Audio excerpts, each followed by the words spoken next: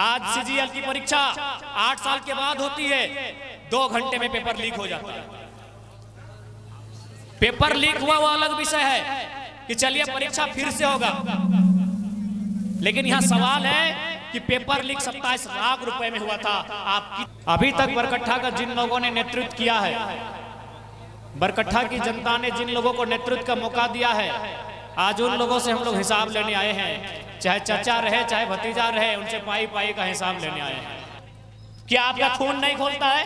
क्या आपका खून जुआ के अखाड़े में खोलता है? क्या आपका खून मुर्गा के अखाड़े में खोलता है? क्या आपका खून शराब के अड्डे में खोलता है? अगर सच में आप हैं और आप में पुरुषार्थ है और आपका खून खोलता है, तो सरकार की गलत नीतियों के खिलाफ खोलना चाहिए। थोड़ा सा बोलने में असुविधा होगा कि सुबह ही 7 बजे दिल्ली से आए हैं, स्थिति ठीक नहीं थी, लेकिन कार्यक्रम पहले से है। कुछ दिन पहले 2 दांत को भी उखाड़ने का काम हुआ। आज 29 साल की आयु है हमारी, लेकिन इस राज्य की चिंता में, इस राज्य के लोगों के संघर्ष में हमने कभी न दिन देखा, न रात देखा, न अपना सुख देखा, न अपना चैन देखा। आज जितने अपने जीवन में हमने दवा और पानी का बोतल नहीं चढ़ाया है, जितना इन 2 सालों में हमने चावल और रोटी नहीं खाया, उससे दवा खा के चल रहे हैं, ताकि हम लोग यही लक्ष्य लेके चले कि हमारा झारखंड खुशहाल रहे।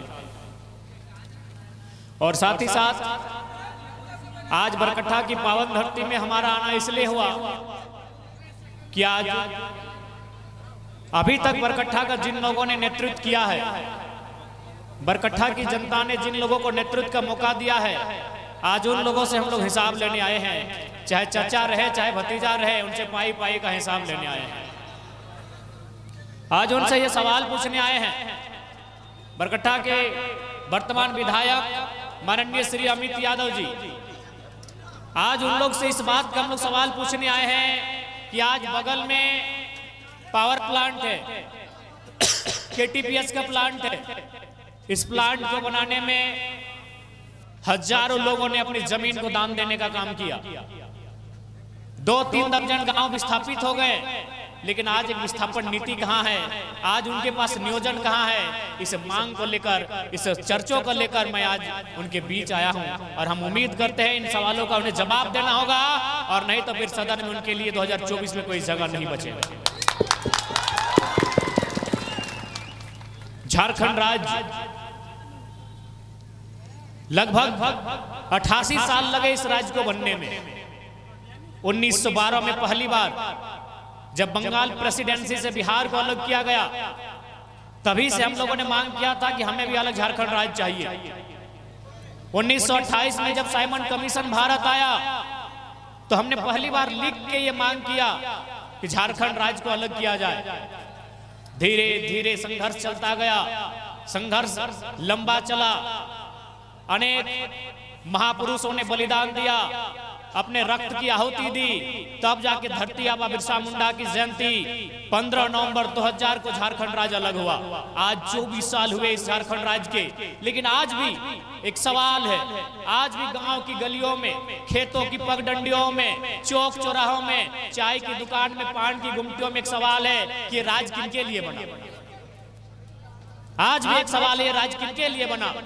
क्या ये राज्य कुछ परिवार के लिए बना था? क्या ये राज्य 81 विधायक बनाने के लिए अलग हुआ था? क्या ये राज्य 14 सांसद बनने के लिए अलग हुआ था? या यह राज्य 3.25 करोड़ 3.5 करोड़ की जनमानस के लिए अलग हुआ था? इसका उत्तर आपको देना है। यदि ये राज्य 3.5 करोड़ 3.25 करोड़ की जनसंख्या के लिए अलग हुआ था, तो सबसे पहले आता है युवाओं का भविष्य, पढ़ने वाले नौजवान। यही बगल में विनोबा भावे यूनिवर्सिटी है। कोडरमा की बात करें, चतरा की बात करें, बरही चौपारण की बात करें, यहाँ के नौजवान जब 10वीं की परीक्षा को पास करते हैं, 12वीं की परीक्षा को पास करते हैं, तो अपने घरों से, अपने माता पिता से चावल लेकर, साग सब्जी बेचकर, अपने घर की बकरियों को, मुर्गियों को बेचकर पैसा इकट्ठा करते हैं, और हजारीबाग के लॉज में जाकर 10 साल 15 साल की पढ़ाई करते हैं, और बदले में रिजल्ट क्या मिलता है कि पेपर लीक हो जाता है। तो ये राज्य किसके लिए अलग हुआ? ये सवाल आज भी है। क्या ये राज्य केवल अमित यादव और जानकी यादव के लिए अलग हुआ था, या ये गांव के अंतिम व्यक्ति तक, इस गांव के मनोज यादव, सुनील यादव, संतोष साव और दिनेश यादव इस गांव के अंतिम व्यक्ति तक जो आदमी खड़ा है उसके लिए राज्य अलग हुआ था। यदि उनके लिए अलग हुआ था तो उनके बच्चों की परीक्षाएं कहाँ है? आज यहाँ जितने लोग आए हैं, भले आप कम पढ़े लिखे हैं, लेकिन आप चाहते हैं कि मेरा बच्चा हमसे अच्छा पढ़े, क्योंकि आपको भी मालूम है कि आप भले केटीपीएस में मजदूरी का काम करते हैं, आप भले ड्राइवरिंग का काम करते हैं, भले आप रेजा कुली का काम करते हैं, भले आप चाय की दुकान का काम करते हैं, भले आप गुमटी लगाने का काम करते हैं, लेकिन आपकी भी ख्वाहिश है कि मेरा बेटा वो काम ना करे, मेरा बेटा पढ़ के लिख के एक अफसर बनने का काम करे। इस ख्वाब के साथ झारखंड राज्य अलग हुआ था, इस उम्मीद के साथ झारखंड राज्य अलग हुआ था। लेकिन क्या मिला झारखंड राज्य को? इन नेताओं की बेबसी ने, इन नेताओं की उदासीनता ने इस राज्य को क्या दिया?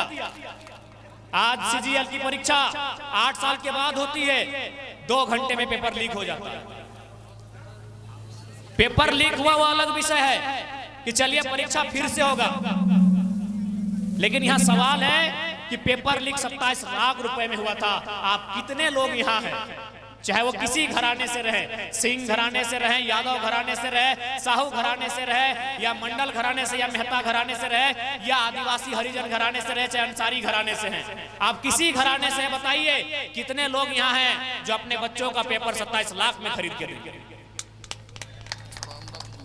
तो किसके लिए राज बना था? 81 विधायक बनाने के लिए, अमित यादव के लिए, जानकी यादव के लिए, अन्नपूर्णा मैडम के लिए, नीरा मैडम के लिए, मनीष जायसवाल के लिए? क्या ये चंद लोगों के लिए राज्य अलग हुआ था? यदि आपके लिए राज्य अलग हुआ था तो आपके बच्चों का भविष्य कहाँ है? कहाँ है बेहतर शिक्षा नीति? कहाँ है बेहतर सिलेबस जो हम इस बात की गारंटी देगा कि हर एक साल फलना तारीख को जेपीएससी की परीक्षा होगी तो होगी? कहाँ वो सिलेबस? कहाँ वो कैलेंडर? क्या है आपके पास कैलेंडर? कहाँ है वो कैलेंडर? हम पूछना चाहते हैं। आईपीएल का कैलेंडर है, हर एक पर्व त्योहारों का कैलेंडर है, लेकिन आपके बच्चों की परीक्षा का कैलेंडर नहीं है। क्या इस दिन के लिए झारखंड राज्य बना था? आप बताइए हमें। क्या आपका खून नहीं खोलता है? क्या आपका खून जुआ के अखाड़े में खोलता है? क्या आपका खून मुर्गा के अखाड़े में खोलता है? क्या आपका खून शराब के अड्डे में खोलता है? अगर सच में आप हैं और आप में पुरुषार्थ है और आपका खून खोलता है तो सरकार की गलत नीतियों के खिलाफ खोलना चाहिए। आज ये राज्य असंख्य बलिदान, असंख्य संघर्ष के बाद मिला ये राज्य। आज इस राज्य में युवाओं की हालत खराब है, आज इस राज्य में किसानों की हालत खराब है। आज किसान करे तो क्या करे? आज उनकी जमीनों को उद्योग के नाम पर बड़ी बड़ी कंपनियां लेके चली जाती हैं। आपके यहाँ केटीपीएस है, आपके यहाँ झुमरी तिलैया का डैम है, ठीक उसी प्रकार बोकारो में टेनू घाट का डैम है, हजारीबाग में कोणार्क डैम है, धनबाद में मैथन पंचायत डैम है। किसानों की जमीनें यूं ही कोड़ी के भाव ली जाती है, लेकिन सवाल है जिन किसानों ने जमीन दिया है आज उनका परिवार कहां है? आज इसी केटीपीएस में, जिसे आप कोडरमा थर्मल पावर स्टेशन के नाम से जानते हैं, यहाँ के स्थानीय लोग रविदा बता रहे कि 32 गांवों की जमीन गई है। जिन लोगों ने जमीन दिया है क्या उनके परिवार के लोग यहाँ काम करते हैं? ये कैसी व्यवस्था इन्होंने बनाई है? इसलिए आज हम लोग चुनाव लड़ने इसलिए आए हैं कि हम लोग व्यवस्था को बदलने आए हैं। टाटा की स्थापना कब हुई थी आपको मालूम है? 1907 में, मालूम है ना? टाटा की स्थापना 1907 में हुई थी। अच्छा, आपको मालूम है कि टाटा का मालिक कौन है? आज भी टाटा का वंशज है, आपको मालूम है?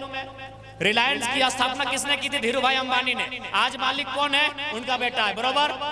तो जब जमीन हमारे पूर्वजों ने दिया है तो हमारे परिवार के पास नौकरी क्यों नहीं रहेगी भाई? टाटा ने 100 साल पहले जमीन लिया है, आज भी टाटा मालिक है। तो अगर हमने जमीन दिया है तो उस जमीन के बदले नौकरी अगर 100 साल पहले मिला था तो पीढ़ी दर पीढ़ी मिलना चाहिए, ये नियम होना चाहिए। फिर आप कहते हैं किसानों का देश है भैया, कैसे किसानों का देश मान लेंगे आप? इसलिए आज हम लोग एक नई सोच के साथ एक नए झारखंड को बनाने के लिए आए हैं। अभी आपको तय करना है कि नया झारखंड कैसा बनेगा। नया झारखंड चंद परिवारों के लिए बनेगा या नया झारखंड समस्त झारखंडियों के लिए बनेगा, ये आपको तय करेगा। हम लोग एक नए विजन के साथ आए हैं, एक नए सोच के साथ आए हैं। आज बताइए, नौकरी तो छोड़िए, ठेकेदारी की बात कीजिए। कितने लोग हैं आपका ठिक्का में? कितने लोग हैं आपका ठेकेदार यहाँ? कितने लोग हैं आपके सुपरवाइजर यहाँ पे? कितने लोग हैं आपके यहाँ पे मैनेजर? आपको वर्कर भी मिला, उसमें भी आप वर्कर का भी काम आपको नहीं मिला और आप कहते हैं हमने ये झारखंड बनाया। इसलिए आज सही में आपका खून खोलना चाहिए, सही में आपको गुस्सा आना चाहिए, गुस्सा आना चाहिए, लेकिन गुस्सा सरकार की गलत नीतियों के खिलाफ आना चाहिए। आज इस राज्य की तस्वीर हमने नहीं सजाई थी। आज अभी चर्चा में पता चला कि चाचा का बेटा ठिका लेता है, भतीजा का भाई ठिका लेता है, और हम लोग झालमुड़ी बेचे।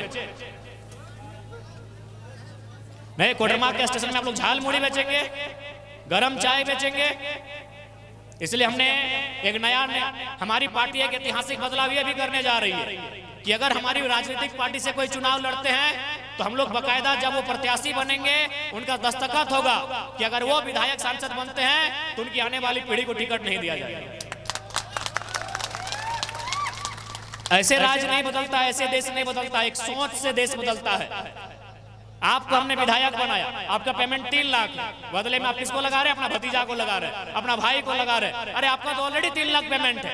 यदि आपको वहां लगाना ही चाहिए था तो कोडरमा के, बरकट्टा के, बरी के किसी गरीब व्यक्ति को लगाना चाहिए था, तब हम सामाजिक न्याय की बात कर सकते हैं। इसलिए आज बरकट्टा की सरजमी पे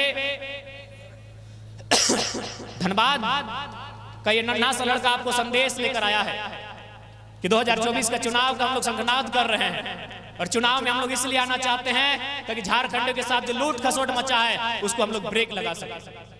ये राज कुछ परिवारों के लिए नहीं बना है, चाहे वो परिवार हेमंत सोरेन का रहे, चाहे वो परिवार अमित यादव और जानकी यादव का रहे। ये राज यहाँ के युवाओं के लिए बना है, ये राज यहाँ के किसानों के लिए बना है, ये राज यहाँ के कामगारों के लिए बना है, ये राज अंतिम व्यक्ति तक विकास की किरण ले जाने के लिए बना है। आप तो विधायक की कुर्सी नहीं जाने दे रहे। इसलिए आज आप सभी से आग्रह होगा कि आज आपको बैठकर ये चिंता करना होगा, आपको बैठकर ये सोचना होगा।